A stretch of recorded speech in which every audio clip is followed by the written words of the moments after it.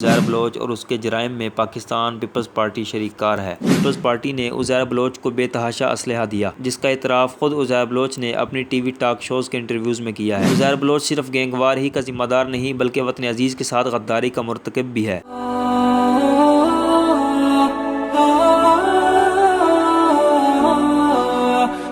Uzair Baloch, Lyari gang اور سیاسی تعلق۔ مرکز میں حکمران جماعت پی ٹی آئی اور صوبہ سندھ کی حکمران جماعت میں ان دنوں عزیر بلوچ کو لے کر الزام تراشیوں کا سلسلہ جاری ہے۔ عزیر بلوچ کے حوالے سے پاکستانی سیکورٹی ایجنسیز کی طرف سے مشترکہ جی آئی ٹی رپورٹ منظر عام پر آ چکی ہے، جس کے بعد قومی اسمبلی میں اس پر بحث گرم ہے۔ تحریک انصاف بضد ہے کہ عزیر بلوچ اور اس کے جرائم میں پاکستان پیپلز پارٹی شریک کار ہے، جبکہ پیپلز پارٹی عزیر بلوچ سے لا تعلق کا اعلان کرتی ہے۔ ذروہ میڈیا آپ کو عزیر بلوچ سے متعلق حقیقت پر مبنی تحقیقی رپورٹ پیش کر رہا ہے، جس سے آپ کو فیصلہ کرنے میں آسانی رہے گی کہ عزیر بلوچ کی پہچان لیاری گینگ وار کے ساتھ کس کا کتنا تعلق ہے۔ لیاری گینگ وار کا آغاز دو بھائیوں شیر محمد عرف شیرو اور داد محمد عرف دادل سے ہوئی۔ ان کے مقابلے میں اقبال بابو اور حاجی لالو گروپ تھا۔ دادل کا بیٹا رحمان ڈکیت تھا اور حاجی لالو کا بیٹا ارشد پپو تھا۔ رحمان ڈکیت مشہور زمانہ دہشت گرد تھا، ڈکیتی، قتل سمیت 100 سے زائد جرائم میں ملوث تھا، جس کے سر کی قیمت 50 لاکھ روپے حکومت سندھ نے مقرر کی تھی اور اس کا پیپلز پارٹی سے دیرینہ تعلق تھا۔ یہ اتنا پر اعتماد تعلق تھا کہ بلاول زرداری کی والدہ پاکستان کی سابق مقتول وزیر اعظم بے نظیر بھٹو پر جب کراچی میں 18 اکتوبر 2017 میں حملہ ہوا تو انہیں ان کی ذاتی رہائش گاہ بلاول ہاؤس تک بحفاظت پہنچانے کی ذمہ داری رحمان ڈکیت نے نبھائی۔ اس بم دھماکے میں 140 پاکستانی مارے گئے تھے۔ محترمہ بے نظیر بھٹو مرحومہ کا رحمان ڈکیت پر یہ اعتماد اس معاملے کی بہت ساری گرد کو صاف کر دیتا ہے۔ 9 اگست 2009 اتوار کو رات کے ایک پولیس مقابلے میں انکاؤنٹر اسپیشلسٹ پولیس افسر چودھری اسلم پارٹی نے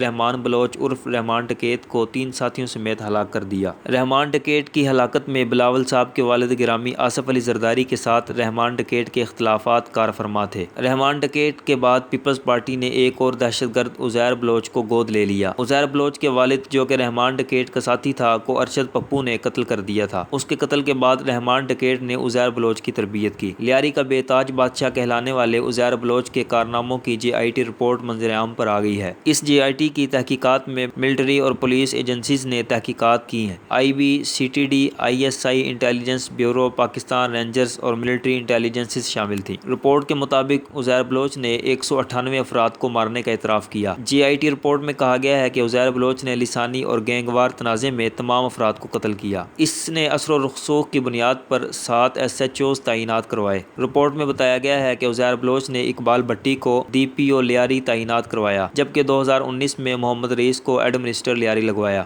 ملزم کے بیرون ملک فرار کے باوجود ماہانہ لاکھوں روپے بھتہ دبئی بھیجا جاتا رہا۔ 2008 سے 2013 کے دوران مختلف ہتھیار خریدنے کا انکشاف بھی جی آئی ٹی رپورٹ میں سامنے آیا ہے، جبکہ ملزم کے متعدد افراد کی ٹارگٹ کلنگ میں ملوث ہونے کا بھی بتایا گیا ہے۔ عزیر بلوچ صرف گینگوار ہی کا ذمہ دار نہیں بلکہ وطن عزیز کے ساتھ غداری کا مرتکب بھی ہے۔ عزیر بلوچ نے جی آئی ٹی کے سامنے ایران فرار ہو کر ایرانی پاسپورٹ اور این آئی سی بنوانے کا بھی اعتراف کیا ہے۔ عزیر بلوچ نے یہ بھی انکشاف کیا کہ چاہ بہار بندرگاہ پر ایک شخص سے ملاقات ہوئی، جس کے بعد اس کی ایرانی انٹیلیجنس حکام سے ملاقاتوں کا سلسلہ شروع ہو گیا، جنہوں نے پاکستان کی مسلح افواج کے اعلیٰ عہدیداران اور کراچی سے متعلق معلومات طلب کی۔ یہ دہشت گرد پیپلز پارٹی رہنماؤں بطور خاص بلاول کے ابا جی آصف زرداری کی آنکھوں کا تارا رہا۔ لیاری میں پیپلز پارٹی کے نومنتخب اسمبلی کے نمائندوں سے یہ حلف وفاداری بھی لیتا تھا اور زرداری صاحب اس کے حکم پر گینگسٹرز کو حکومتی اداروں میں بھرتی بھی کرواتے رہے۔ لیاری گینگ وار کے لیے پیپلز پارٹی نے عزیر بلوچ کو بے تحاشا اسلحہ دیا، جس کا اعتراف خود عزیر بلوچ نے اپنی ٹی وی ٹاک شوز کے انٹرویوز میں کیا ہے۔ مختلف ٹی وی روڈ شوز میں عزیر بلوچ پیپلز پارٹی کی قیادت کی تعریف کرتے دیکھے اور سنے جا سکتے ہیں۔ اس کے علاوہ زرداری صاحب اس قاتل گینگ وار سرگنا کو اپنے سیاسی مخالفین کے خلاف استعمال کرتے تھے۔ باخبر ذرائع کے مطابق حالیہ الیکشن میں عزیر بلوچ کو تحریک انصاف نے بھی اپنی جماعت میں شامل کرنے کی پیشکش کی تھی۔ خود عزیر بلوچ کے دوست حبیب جان نے لندن سے جیو نیوز کو انٹرویو دیتے ہوئے کہا کہ 2011 میں عمران خان نے ذوالفقار مرزا سے فون پر بات کی۔ اس بات چیت کے بعد طے ہوا کہ Uzair Baloch P T I کی حمایت کرے گا، کیونکہ عزیر بلوچ کی مدد کے بغیر عمران خان اور افتخار چودھری کا کراچی آنا اور جلسہ کرنا ممکن نہیں تھا۔ حبیب جان نے کہا کہ عمران خان کی حمایت کرپشن کے خلاف ایجنڈے اور آصف زرداری کی نفرت میں کی گئی۔ عزیر بلوچ کی طاقت کے آگے ہر دو جماعتیں سرنگوں تھیں، لیکن اب دونوں ہی لا تعلقی کر رہے ہیں اور ایک دوسرے پر عزیر سے تعلق کا سہرا باندھ رہے ہیں۔